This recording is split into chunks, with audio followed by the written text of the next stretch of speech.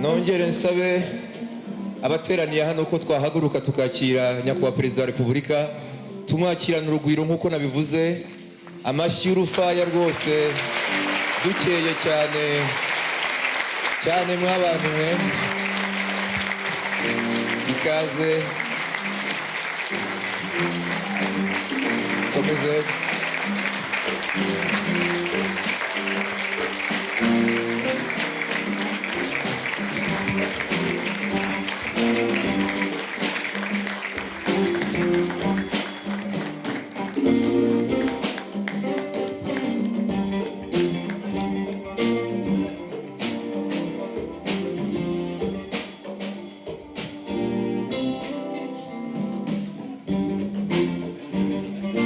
ngo yigira ibyo yihariye mu buryo bw'ubuhinzi, nuko duteraniye aha ngaho uyu mugoroba, buri muhinga ugenda ugira icyo wihariye. Iringara mubanza ngo atombuwa reka nanjye nkagira icyo nkurikiza hose aho. Murakoze cyane, mwamuhaye amashyi.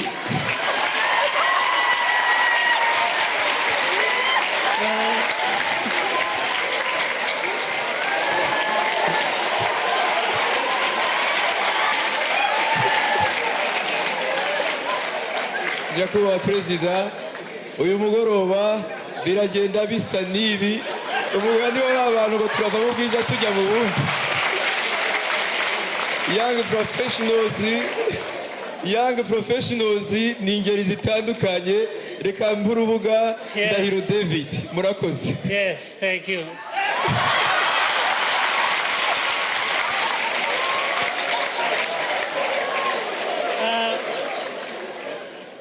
Ariko rero nubishije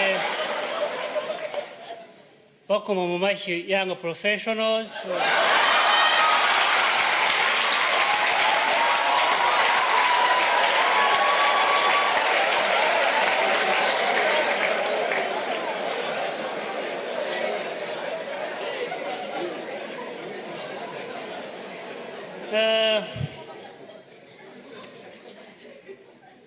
Ubu se wababwira gukoma mu mashyi mwayakoma cyane, kandi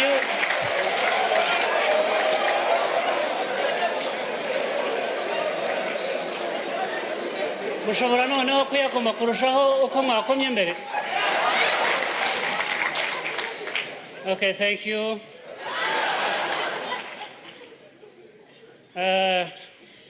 Ndashimira abantu bateguye uyu munsi.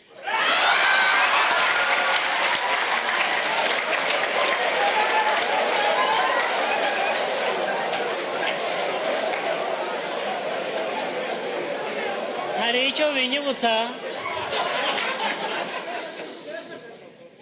kera,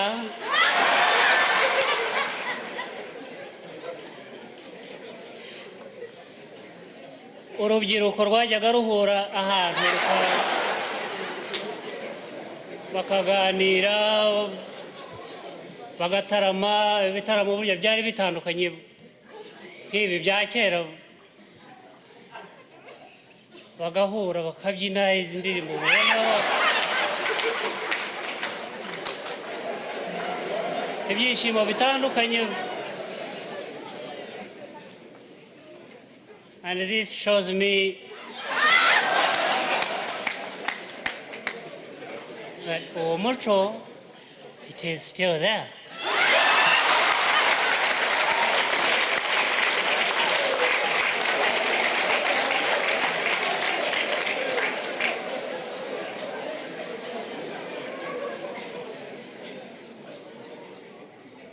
Another thing is that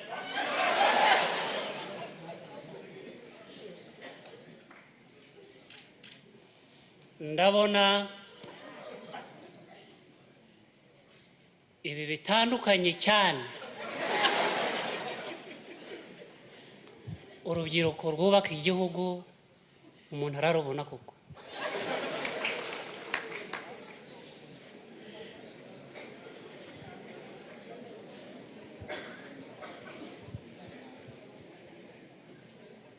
abantu mu bihe byashize And I think you know that history very well. arakoze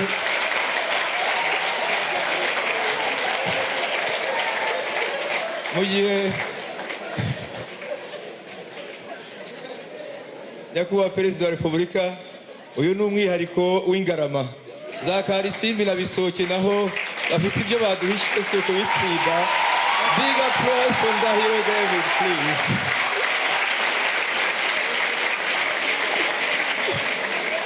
Ni umusore witwa NDAHIRO David, amashyi rwose.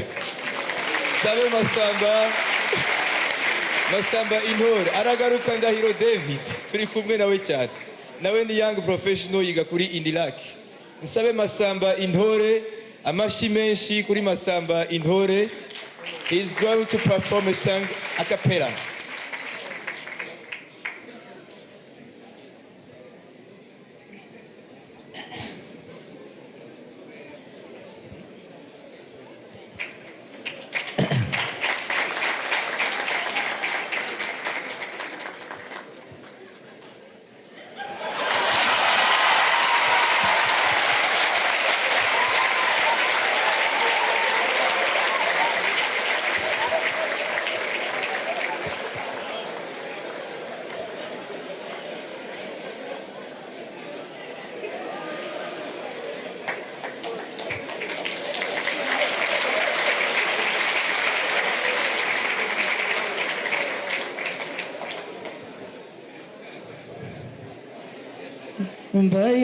Mbaye nyigohe kamera kondomuta.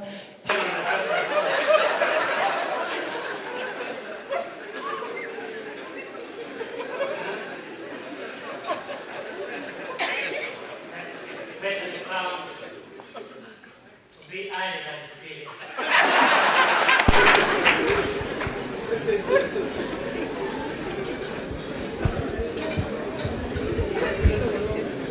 Amazi cyo kunywa umuntu wese uko yumva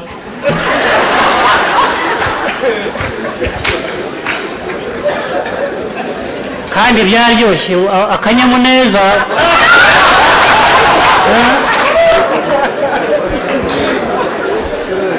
People are smiling. I can see others outside there. I think also they enjoyed. Did you enjoy with us?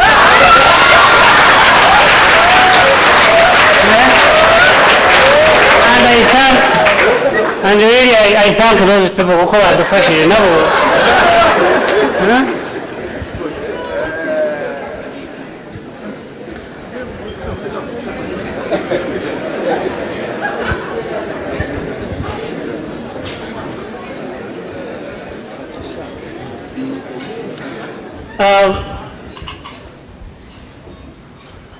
Mu bitaramo rero abantu bari bamaze kuvugira aha ngaha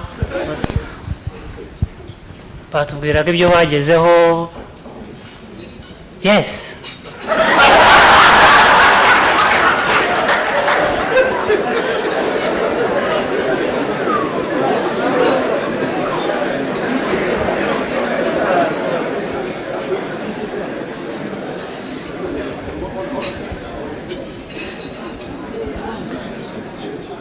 ni byiza ko abantu bagaragaza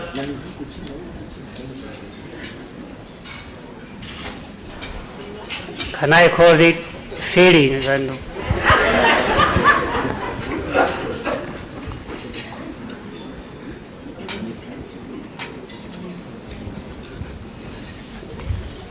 je babivugagaho narinda hariya.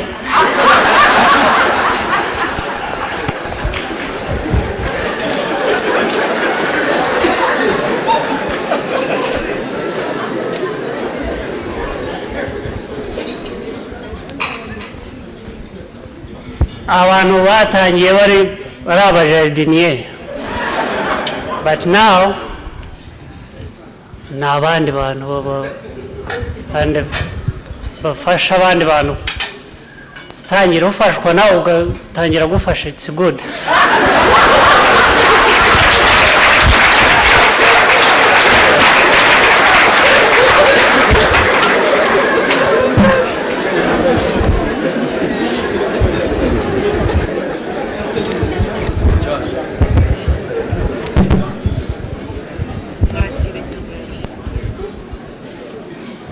Thank you. Turakomeza tuganire kandi mukomeze munogerwe.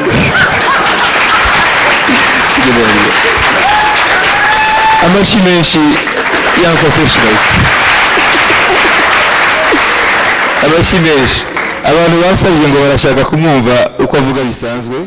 Shakisha ukuntu wasuhuza abantu bisanzwe. Ko bisanzwe. Bisanzwe.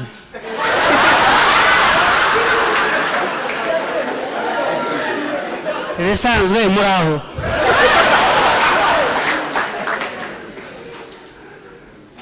Ngira ngo yabaguye amazina yanjye nuko nitwa nyine banyita Ndahiro David.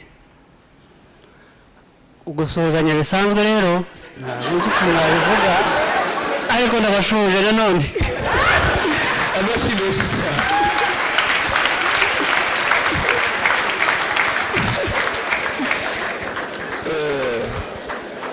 Urabona ko viziyo vendi disi yatubaye viziyo ngayoye. Reka nsabe Medi yahimbye amayobera aho banyuze hose. Excellence now. Mwahanyuranye n'urubyiruko.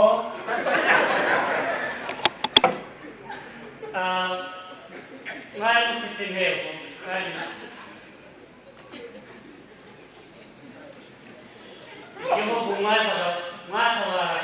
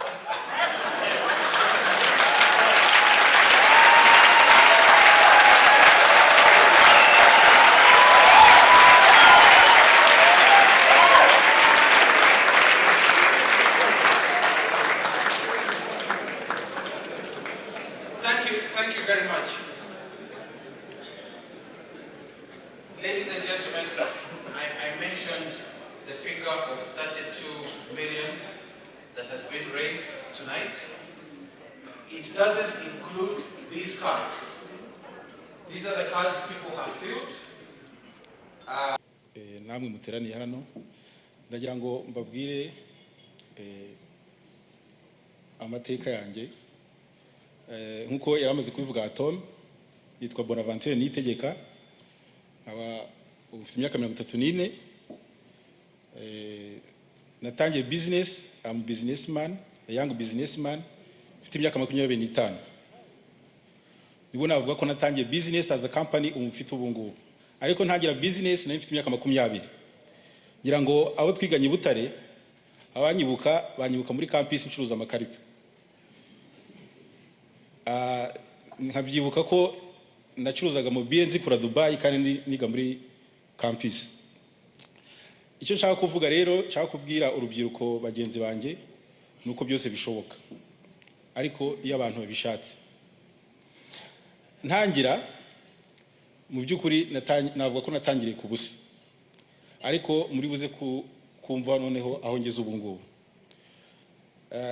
Ubu mfite company yitwa Virunga Express. Ngira ngo abajya bayibona y'amabisi atwara abantu.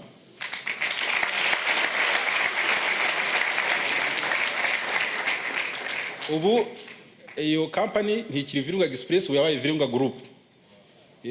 Ubifite icyo bita Virunga Money Transfer, ifite ibyo bita Virunga Express Courier, ikaba na Virunga Express, ndetse ubu ngubu turi muri channels y'amahoteli.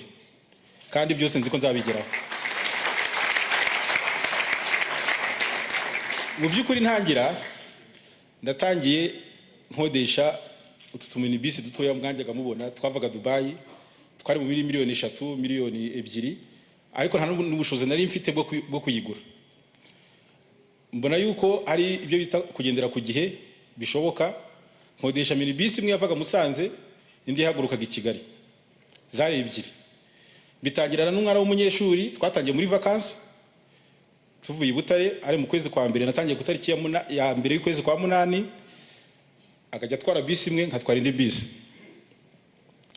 Birakomeza, nza kumenyana n'Abahinde bo mu Kagera, baza gutangira bampa imodoka nkajya nkora mbishyura.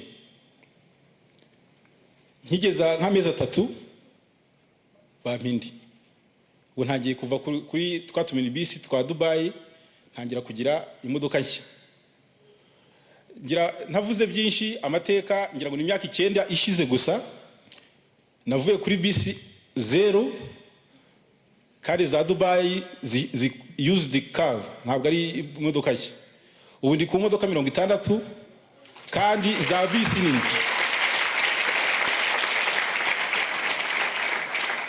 Izo modoka zaguraga imwe miliyoni 3, ariko ntari mfite. Ubu izo mfite imwe iyambake iri hasi ya miliyoni 40, ari shyashya. Hanyuma icyo natekereje ni iki? Naratekereje nkiri n'umwana muto, numvaga ngomba kuzaba businessman. Ariko ndareba ndavuga iki gihugu cyacu nta resources nyinshi zindi dufite. Ariko birashoboka ko nshobora kwigira ku by'abandi. Iyo murebye mukareba ama companies manini ku isi ahari, yose yatangiye ari mato. Wakwibaza ukuntu DHL yatangiye, umuntu atwara ibaruwa zigera zihererekanwa ari abantu zitwara. Uyu munsi mukibaza ukuntu network bafite. Ntekereza ko bishoboka. Ntekereza Western Union. Uyu munsi amabanki yacu arayiseriva, niyo ayikorera. Mu byukuri icyo bakoresha ni igitekerezo cya Western Union, nta kindi. Ntekereza hari umwana muto ufite indege mu Bwongereza zikora i Burayi. Aravuga ati hari abantu bakeneye kugenda bihuta, bakeneye comfort, bakeneye kugenda. Ariko ngira ngo bamerideri baza ku isi arimo.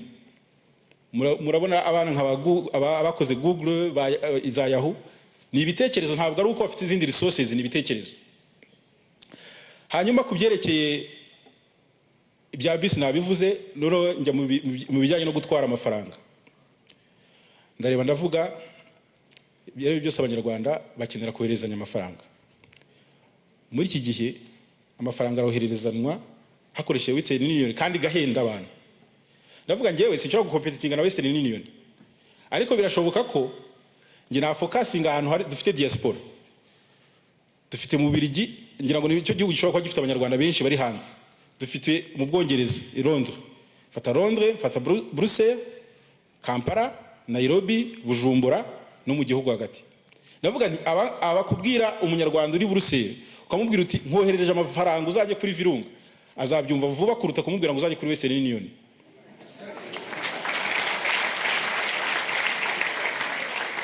Ndongera ndatekereza sinzi abajya mu bihugu byo hanze nk'i Burayi,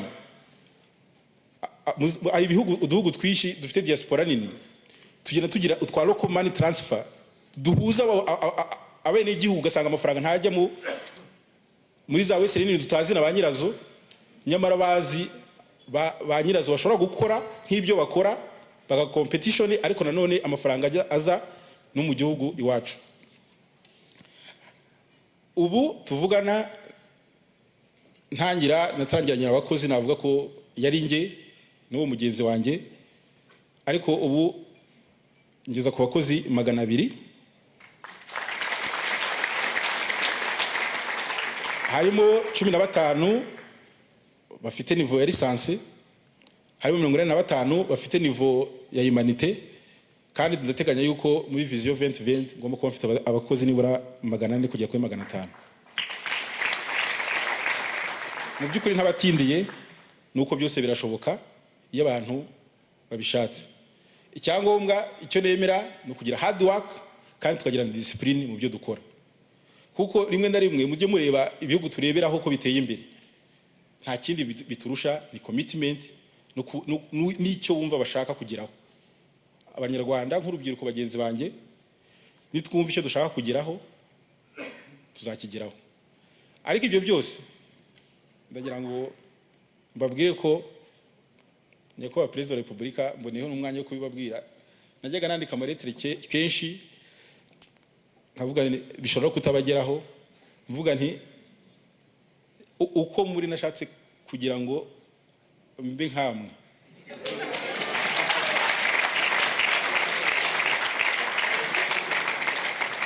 ndagendeye kuki, nagendeye kuri rigueur, ku ibintu byose kubikora dufite discipline, tukakora ibintu twumva ko dufite aho tuva, ko dufite aho tugana, ugafata umurongo abandi ntibari bo baguha umurongo, tukaba icyo turi cyo ntitubi icyo abandi bashaka ko tuba cyo.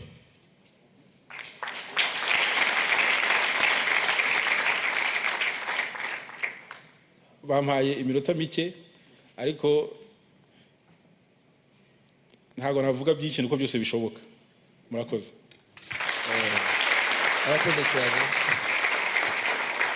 Arakoze cyane Bonaventure Niyitegeka, nabihamya rwose ndamuzi turi kuri universite acuruza amakarita. Twumvise ibintu byiza cyane. Mumbabarire nuko hari igihe dukunda kubishyushya nk'abajene, ariko ntibibuza ko emotions ziza rimwe na rimwe.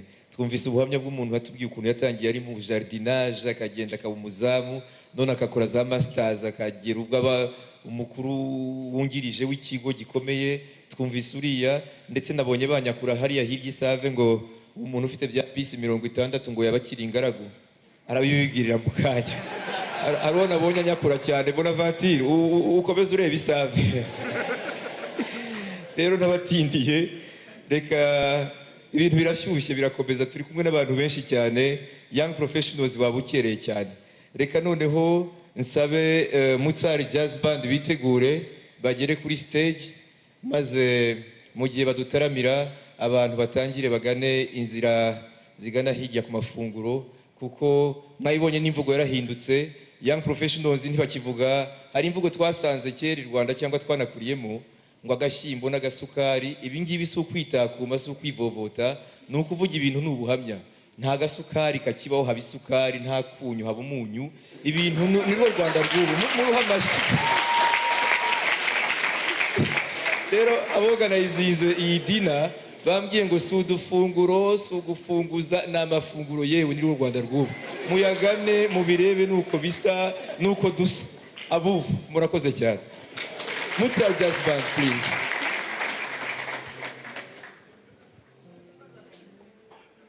Ashaka mariba y'amakera